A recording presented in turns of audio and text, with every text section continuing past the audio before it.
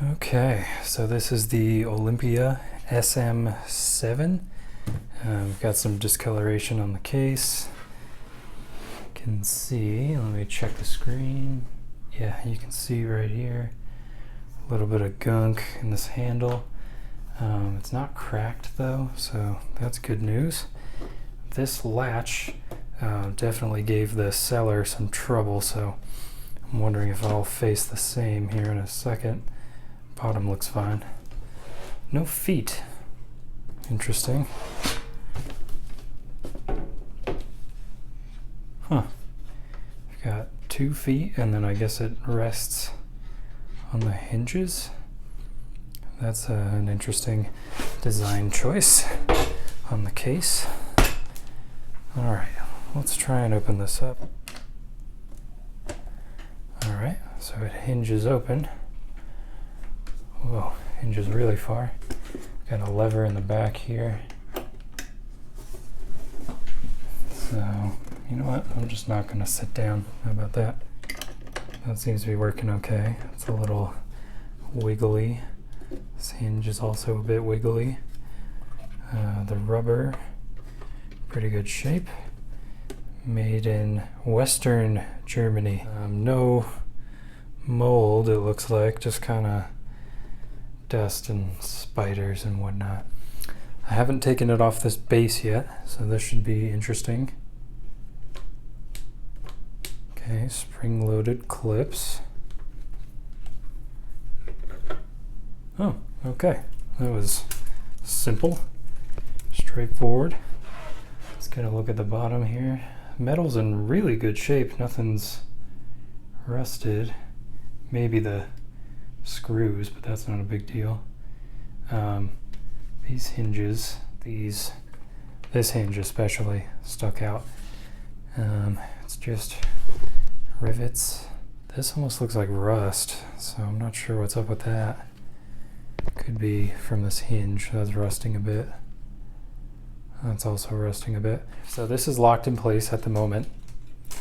And you know what? Let me take you off of this tripod mount. So first thing, this is an Olympia SM7 made in Western Germany. As you can see, no logo here. Didn't really bother me because I could see this, the deluxe, which is really nice. And this was online for 40 bucks. So I consider this a pretty good typewriter to get for that money. Have our very straight razor looking carriage return lever. Plain platen knob. This one's got a button on it. That probably removes indexing, but I can't tell yet. So right now it's in locked position. This is the carriage lock. So did you see the shift? Shift moves a little bit when that happens. All right, now that that's unlocked, we should be able, to move our carriage. It has a little bit of a sound. Something a little funky in there. I have to check it out. Let's see. How gunky are we? Not too bad. It looked pretty gunky in the car, but I wanted to bring it inside for a better inspection. Here's your, what do you call it? Carriage release tabs. So you like push down and slide it, which is kind of interesting. Bell still works. So some dust, some junk in there. Nothing out of the ordinary, especially not for a, typewriter that's, I think this is a mid 60s, 1964, something like that. I have not found the serial number yet. I probably will by the time I post this video, but that's only because I've never had an Olympia before. So I didn't know immediately where to go. Have a nice center mark here. Bail rollers. They're not squeaky. That's good. What else? Okay, now we need to take off. Come on. Working on a ring light right here, so it's a little complicated. So I want to take this cover off. It is a single piece all the way through here, so I'm going to make sure this arm is out of the way. Ding, that should be far enough. What I want to do is pull it forward and hinge it up. I discovered this right after I bought it because I was like, how the heck do I get this off? Ugh. It's kind of challenging. Ooh, okay. It really does a number on that tab button. So we've got some missing sound insulation here, some old crappy looking sound insulation right here. So I may have to, well, I may just elect to replace that with some fresh felt, because this is pretty gross. The rubber on here is actually still pliable, which is pretty impressive. Same thing up here.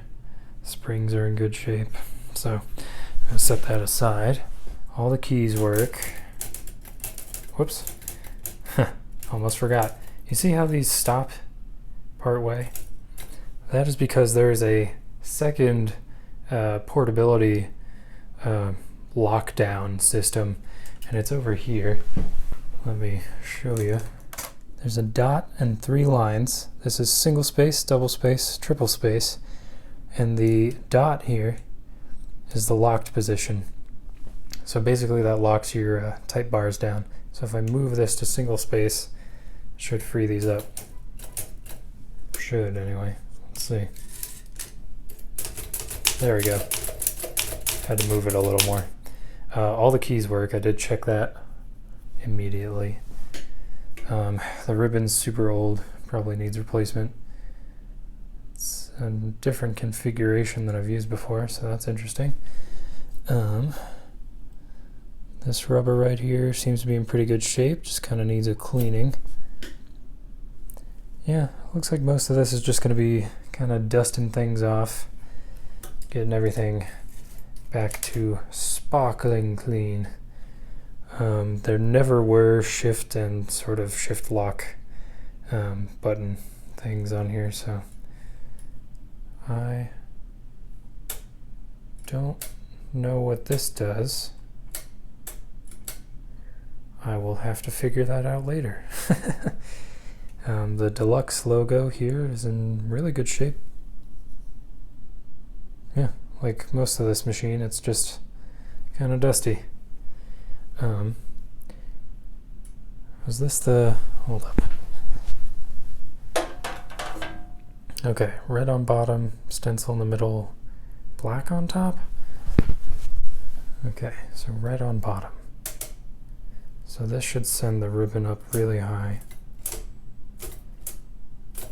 Okay, stencil should do nothing. Yep, and black. Yeah, lifts it halfway. Cool. Okay, got that figured out. That's our ribbon color selector. Let's take a look at the bottom. I'm just going to lock this in place so I don't mess it up because I'm only using one hand to work all this. Oh boy, I got to set you down. Yeah, this doesn't balance quite as pretty as my Royal Quiet Deluxe. Oh yeah, just a bunch of gritty looking stuff in here. That might be why the carriage sounds gritty. These rubber feet are in pretty good shape and they're quite large, which is nice to see. A lot of surface area there. All the springs are really pretty dang clean. I think this is going to be a real easy cleaning job for me. If anything, the case is sort of the worst bit of this at the moment.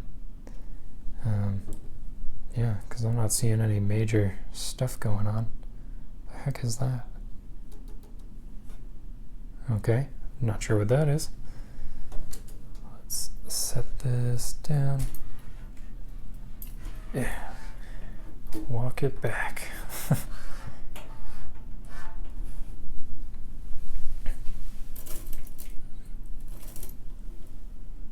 Yeah, it's really not too bad.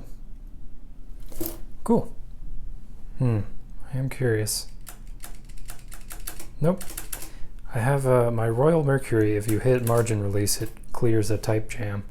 I've never seen that on any other machine so far in the 4 that I've handled, 3 of which are manual. So yeah, I'll be on the lookout for it. But that's about it. So that's the state of this typewriter at the moment. It appears to have full functionality. This is the touch selector, so I have it pretty far down so that the keys move. Whoops. This one. The keys move really easily. Piece of cake. Yeah, it's basically touch typing. That's really nice. Okay, and this is since it's spring-loaded, a paper release. Oh, and before we go, my favorite part is that this typewriter has a switchblade. Oh yeah, look at that. Yeah, cool. Really weird, like, metal finish on some of these parts. So, interesting stuff. Most of the functionality is here, and I look forward to, sharing the results with you.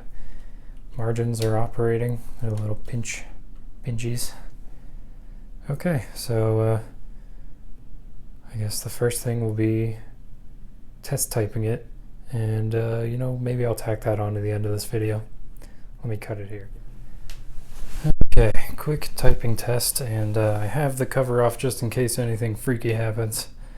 I have no idea how old this ribbon is. Probably super old. So let's wind it back a little bit. Hopefully there's some good ink on this side. We will find out. All right. Huh. There's traces of ink. 1, 2, 3, 4. Interesting. What font is this?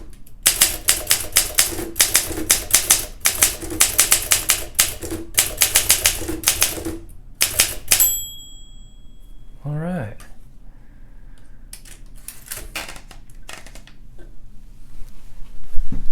Let's check it out. Has a really good feel. Those keys are super responsive. Our alignment looks pretty good. Every letter key appears to be working. Definitely needs a new ribbon. The ribbon lift is functioning properly though, so that's super good. That was a major problem with my Royal, the Quiet Deluxe, that is. Alright, but that's about it. That's all I got for you today. So I'm going to get to work cleaning this thing out. I'll show you the results.